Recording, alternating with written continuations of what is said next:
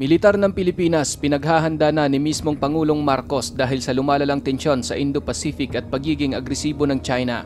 Samantalang ang Vietnam mas lalo ding pinalakas ang kanilang depensa sa Spratly dahil pa rin sa lumalawak na presensya at impluensya ng China sa lugar.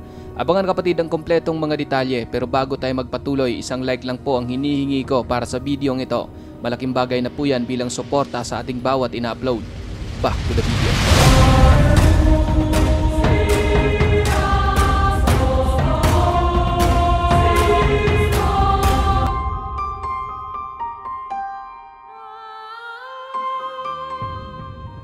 Ang mga barkong pandigma na ito mga kapatid ay pag-aari ng People's Liberation Army Navy o PLA ng China. Base sa panibagong pagtataya, ang PLA ay binubuo ng nasa 370 na mga warship at mayroon silang 255,000 na mga active personnel. Ang Coast Guard naman ng China ay mayroong mahigit 150 na mga barko na mayroong displacement na hindi bababa sa 1,000 tonelada at tinatayang 50 vessel sa 500 hanggang sa 1,000 ton class at nasa 300 maliliit na coastal patrol boat. Ngayon mga kapatid, ang mga barkong pandigma na ito ng Chinese Navy at China Coast Guard ay malawak na nakakalat sa bawat sulok ng East at South China Sea na sinasabi nilang sakop sa kanilang 10-dash line kung saan ito ngayon ang pinagmula ng mainit na tensyon sa rehiyon. Labag sa international na batas ang pinagsisigaw ang claim ng China. Ngunit dahil mayroon silang matinding impluensya at kapangyarihan, hindi alintana sa mga ito na angkinin ang bawat ninanais nilang teritoryo. Sa nakalipas na mga buwan, naging lantaran ang panggigipit ng China sa mismong teritoryo ng Pilipinas. Naranasan ng mga mangingisdang Pinoy at maging ng Philippine Coast Guard ang tila pakikipagbuno sa mga barko ng Chino. Dahil dito, naging mas mapagmatsyag ang Philippine Coast Guard, gayon din ang Philippine Navy.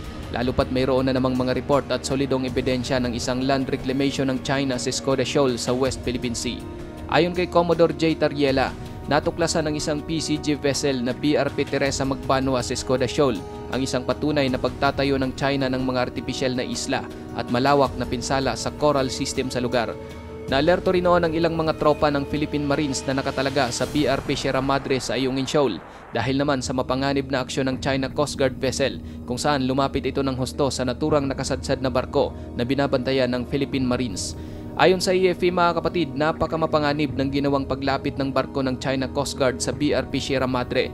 Lumalabag umano ito sa mga protokol ng ligtas na distansya kung kaya't naalarma ang mga sundalong nakatalaga roon at naglabas ng mga baril.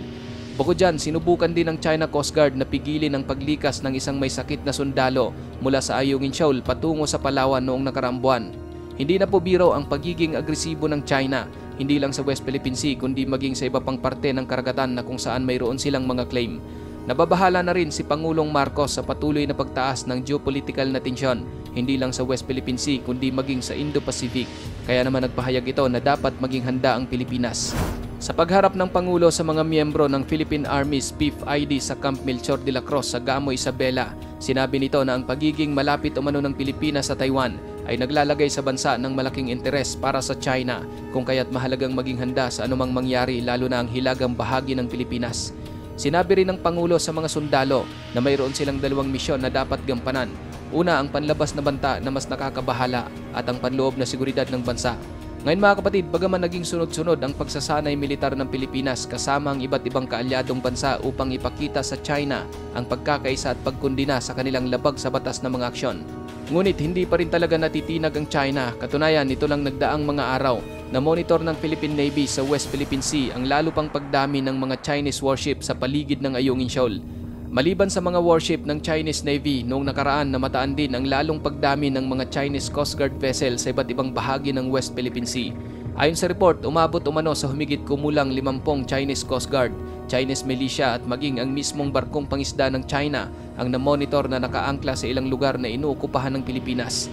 Sinabi rin ng militar na namataan nila ang 7 Chinese Coast Guard, 18 Chinese militia at 29 na fishing boat sa paligid ng Philippine-occupied feature sa West Philippine Sea. Sa Baho de Masinloc, 5 Chinese Coast Guard, 18 militia at 10 maliliit na bangkang pangisda. Sa Ayungin Shoal, 1 Chinese Coast Guard vessel at 6 na fishing boat. Sa Pag-asa Island, 1 Chinese Coast Guard vessel at 6 na fishing boat. Sa Panatag Shoal, mayroong 7 Chinese fishing boat. Inaangkin ng China mga kapatid ang halos buong South China Sea. Hindi nito pinaniniwalaan at pinapansin ang claim mula sa Taiwan at 4 na bansa sa Southeast Asia. Paulit-ulit nang nananawagan ng Washington sa Beijing na itigil na ang mapanganib at mapanghamon nitong pag-uugali sa South China Sea. Kinundi na rin ng US State Department ang mga aksyon ng China na nagpapakita ng pagwawalang bahala sa kaligtasan at kabuhayan ng mga Pilipino sa internasyonal na batas.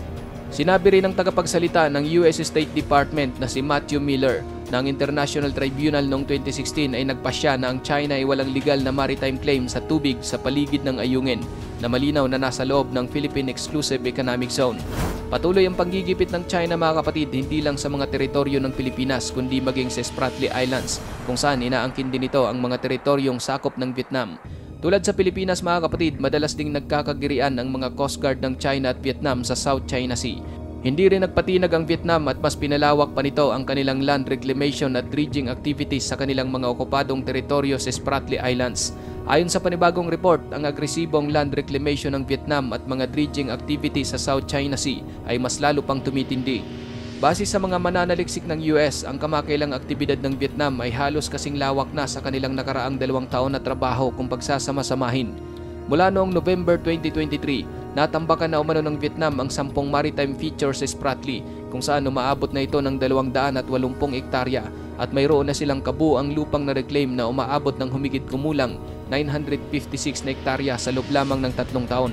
Sa ilang mga satellite image na inilabas, makikita na halos dumoble na ang sukat ng Bark Canada Reef, lumawak din maging ang Discovery Great Reef, Nam Yat Island at ang Person Reef. Ang mabilis na pagpapalawak ng Vietnam sa kanilang base militar sa Spratly ay naglalayong patatagin ang presensya ng kanilang militar sa rehiyon. Ito ay dahil sa nakikita nilang malawakang pang-aangkin ng China ng mga teritoryo. Ang kanilang pagpapalawak ng land reclamation ay isa ring estratehikong hakbang upang mapahusay ang mga kakayahan ng Vietnam at igiit ang mga pang-aangkin sa teritoryo sa gitna ng tumataas na tensyon sa South China Sea. Ang naturang mga isla kapatid ay sinasabing labas na sa Exclusive Economic Zone ng Pilipinas. Ngunit inaangkin rin natin ang mga ito bilang bahagi ng Kalayaan Island Group. Minomonitor ng Philippine Navy ang mga aktibidad na ito ng Vietnam at bagaman sinasabing nakakasira ang kanilang mga ginagawa sa marine environment sa Spratly, pero hindi naman daw banta ang Vietnam sa Pilipinas dahil hindi tulad sa China, maganda ang relasyon nito sa Pilipinas. Sa ngayon mga kapatid, agresibo pa rin at talagang pinagdidiinan ng China na sakop sa kanilang teritoryo ang halos kabuuan ng South China Sea. Samantalang ang Pilipinas at iba pang bansa sa Southeast Asia patuloy ring gumagawa ng paraan upang hindi manaig ang kagustuhan ng China. Ikaw kapatid, ano ang masasabi mo sa videong ito?